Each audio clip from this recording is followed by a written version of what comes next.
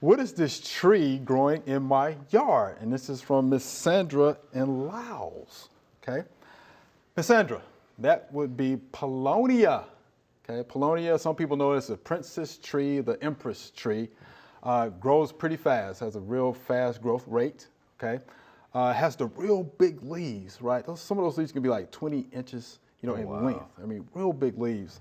It's native to China, of course. Has very brittle wood though. Okay, once it starts to get up in age, has beautiful flowers. The flowers kind of look like foxglove flowers. Has a fragrance, smells like vanilla extract. Is what it smells like to me. Nice. It's pretty, but the thing about Paulownia is this: it is on the Tennessee invasive list.